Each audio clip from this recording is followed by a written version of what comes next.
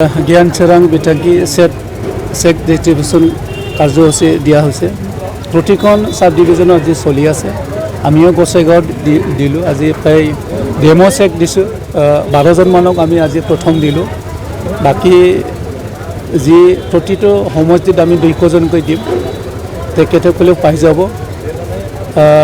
যি প্ৰমোদ বড়ো ডাঙৰীয়াই যে ভাল এটা পদক্ষেপ লৈছে, যি দুখীয়া ছাত্ৰ ছাত্ৰীসকলে 5,000 পাবলৈ সক্ষম হ'ব, তেখেতসকলে এই 5,000 দি কিবা নহয় এটা কাম কৰিব পাৰিব। আৰু এইটো এটা উৎসাহ যোগোৱা ইনকাৰেজমেণ্ট ছাত্ৰ ছাত্ৰীসকলৰ কাৰণে।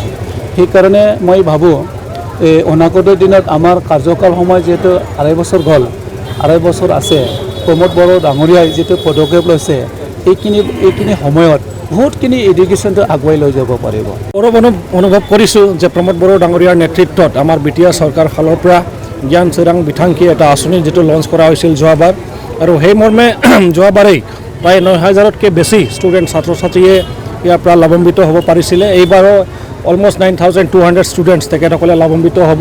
আমাৰ আজি এই প্ৰগ্ৰামটো গোটেই বিটিআৰত ছাব ডিভিজন লেভেলত চলি আছে, আৰু ইয়াৰ পৰা আমাৰ মেইন ফ'কাছটো হৈছে যে ছাত্ৰ ছাত্ৰীৰ ওপৰত আমাৰ ইনভেষ্টমেণ্ট হ'ব লাগে চৰকাৰ ফালৰ পৰা।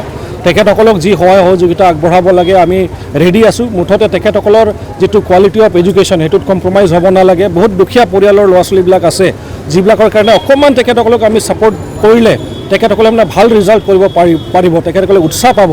তো সেইকাৰণে চৰকাৰে এটা প্ৰচেষ্টা কৰিছে বা এটা পদক্ষেপ গ্ৰহণ কৰিছে যে তেখেতসকলক সকাহ দিবলৈ, সহায় কৰিবলৈ, লগতে বহুত দৰিদ্ৰ পৰিয়ালসকল আছে, তেখেতসকলে যাতে অকণমান সকাহ পায় সেইটোৰ জৰিয়তে।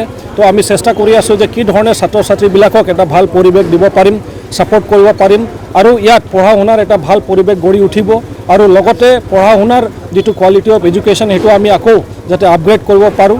তো বহুত মানুহে আজিকালি প্ৰাইভেট স্কুলত মানে নিজৰ ল'ৰা ছোৱালীবিলাকক পঢ়ায়, চৰকাৰী স্কুলত ভাল পঢ়া শুনা নহয় বুলি।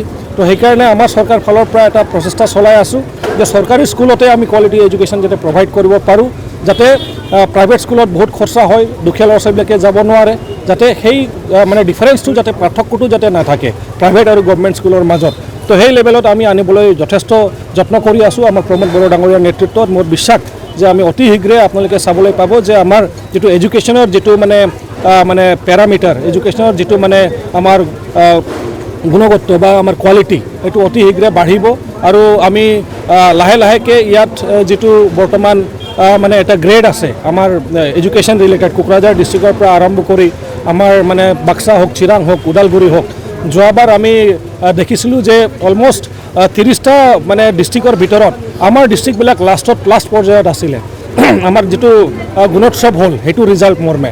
তো সেইকাৰণে আমি বিশেষ ফ'কাছ কৰিছোঁ যে আমাৰ ডিষ্ট্ৰিক্টবিলাক উঠি আহিব লাগিব, লাষ্ট ফালে থাকিব নালাগে, ফাৰ্ষ্ট 10ত যাতে আমাৰ গোটেইখিনি ডিষ্ট্ৰিক্ট সোমাই যায়, সেইটো টাৰ্গেটত আমি চলি আছোঁ।